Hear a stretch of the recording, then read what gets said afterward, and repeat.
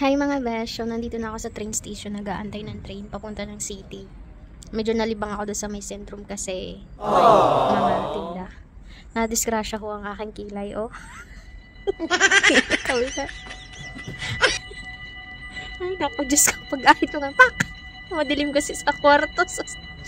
Ayun, so punta tayo ng city para maki-birthday mga besh. Birthday kasi ng aking kaibigan na si Ruth at saka ng anak niya.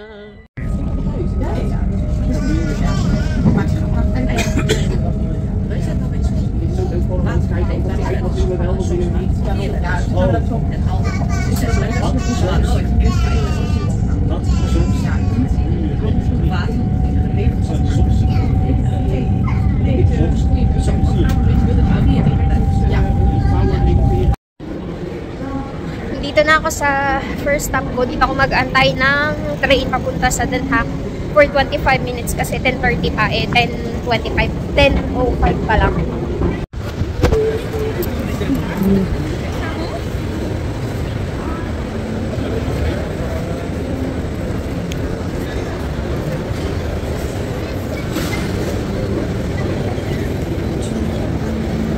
Oh, nakakita na naman ako na maraming tao. Cheers. May hinahanap lang ako mga besh. Dito ako sa dyan. Sa ita ko. Pero punta pa ako doon. Maaga pa naman. Oh my God, plus 5 minutes pa. Wala ka. Ang lamig mga besh. Whoops. Hatching-hatching ako. Hanap tayo ng Starbucks. Shalan. Tambay muna ako dito. Tingin ng mga... Ayan, kasi... May pa akong bus. Uy, may Victoria's Secret pala doon. Nagala-gala muna ako mga besh. You know. 1 hour later. Oh, nakababa na ako mga besh. So, welcome to the city again. Ang tatangkad nila, no? Upload muna ako ng tram card ko. Yun, dito na rin sa city sa wakas si Inday. So, wala pa masyadong tao. Nagala muna tayo mga besh. Uy, may ano. May banda dito mamaya. Sayang. Punta tayo sa Tiki Max kasi may titingnan tayo. Diba? Nakakamiss din ang maraming tao at city mga besh. Ayun na nga mga beshwap, kailangan i-mute sa part na ito dahil may music. Alam niyo na kung bakit. So, may hinahanap lang ako sa shop na ito para sa aking kaibigan. And may nagustuhan akong shoes kaso mahal, hindi worth it. Kaya lumipat ako sa mumurahin mga beshwap. At least kung mapabili ay mura naman. Ang gaganda for Christmas na.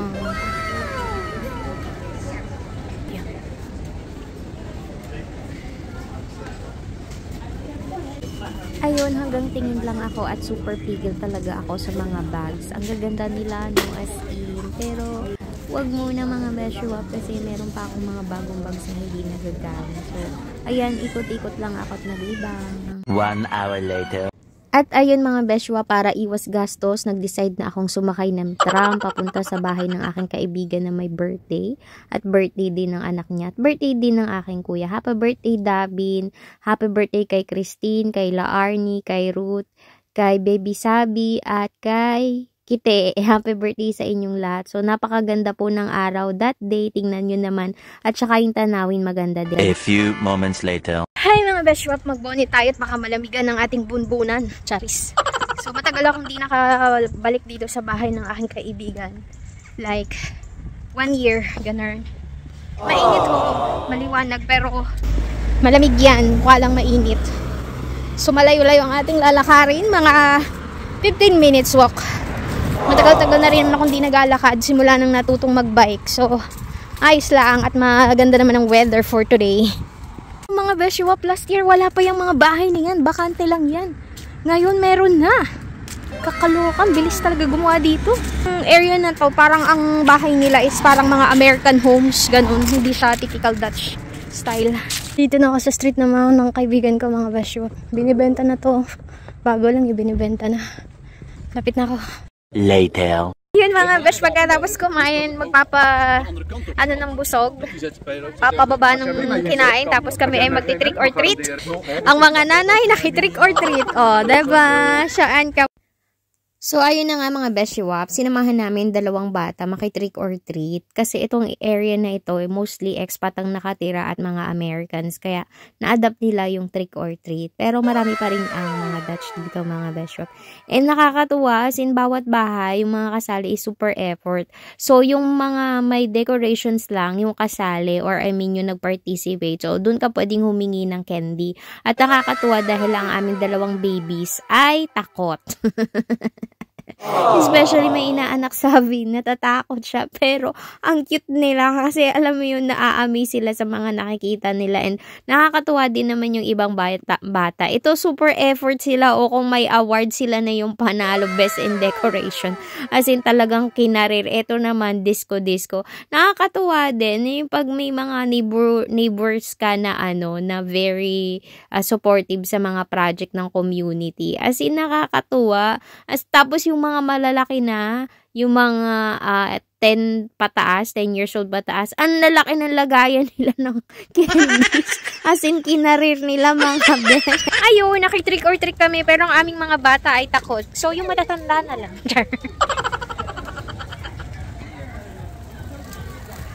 Kabila. Oh. The next day. Happy Sunday mga Beshi Wap. So, since nagawi tayo dito sa dati kong inatirhan, way back 2009, ay mag-kringlove kita. Kasi ito ang pinakamalaking kringlove dito sa Den Haag. Tsaka maganda, pinakamura. So, check natin kung ano yung mga mabibili natin. Sakto lang na 11 ako umalis sa bahay ng kaibigan ko. Tingnan nyo ang kapaligiran.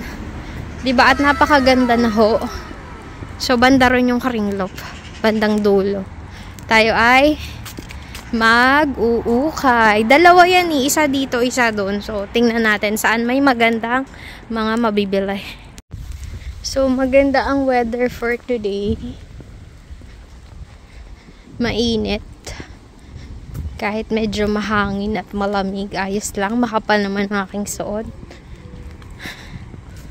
Dalawa yung kringlop dito. Yung isa sarado pa. Ito, bukas na. So, dito tayo. Tsaka malapit na rin to dun sa tram halte. So, dito na ako sasakay later. Ito lang yung pupuntahan ko kasi dadaan pa ako ng Tiki Max sa sentro. May titingnan ako. Ayan na mga besh.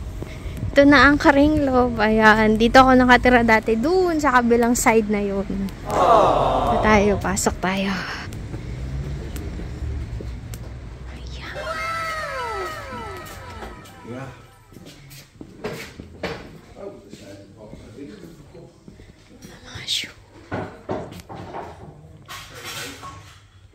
So, ang punteriya ko ay makabili ho ng boots kasi yung mga boots ko ay pinadala ko sa Pilipinas. At akala ko nga ni mauwi na ako ngayong October. Ay sus, hindi pa pala. Next year pa pala. So, nagtingin-tingin lang ako at konti lang yung kanilang mga shoes. And ang daming magaganda pero hindi na ako bumili ng mga base, ng mga pang-display kasi pinadala ko na nga sa Pilipinas. So, ang gusto ko lang mabili is boots mga Beshi Wap. So, ayun, ending wala akong nabili dito. So, wala akong nabili sa unang kringlop. Walang boots, walang damit, walang kahit ano. Kaya dito tayo sa pangalawa, titingnan natin mga besh. Ayun, pagpasok mo dito sa pangalawang kringlop, in fairness very organized na sila, hindi katulad dati. Well, dati maayos din naman, pero ngayon mas maganda na. Tingnan nyo, as in, ang gaganda ng mga binibenta nilang mga gamit. Kaya nung may bahay pa ako sa city or may apartment ako, ay karamihan ng gamit ko ay galing sa kringlop o sa second-hand store o sa ukay nga ni. Kasi magaganda pa talaga. Tingnan nyo naman yung mga sopa. Yan kasi yung mga hindi nagpapalit kasi sila ng mga gamit every year. Tapos, dinodonate na nila dyan. Tapos, yung kinikita dyan is dinodonate din nila. Ang dami kong nakitang boots na ang gaganda mga besh kaso. Yun nga, size 36. Pero masikip sa binte mga besh.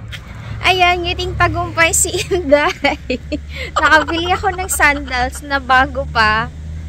For only like 650 siya. Naging 4 euro na lang. Tapos, may iba pa akong binili. Ang total ng binayaran ko is 10 euro na dapat 13 kasi may discount sila. Kaya Marka, may discount sila na 20%. Naka-sale! Nung nakaraan ding nag-ukay ako, naka-sale din sila. Ay, taray. Pero wala akong nakita yung gusto ni Bax. So, punta tayong Centrum. A few moments later. Bigat na naman ang bit-bit ko, mga beshi. Wow, oh my God. So, tayo dito kasi may titingnan ako. 3 hours later.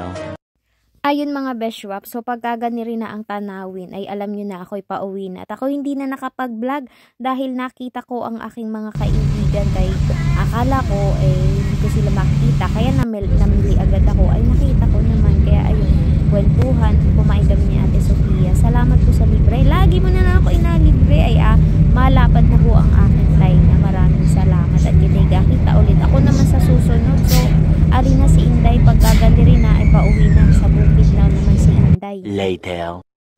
So, gabi na mga besh. Turn on na natin ating light. Ayan. Dito na ako sa probinsya. Good luck tumina naman sa aking mga bit-bitin. 5:45, 5:35 na po. Pero 6:35 na talaga yun. Kasi nag-adjust na kami ng time. Late na kami ngayon. So, ito yung lalagay ko. Paano kaya ito mga besh?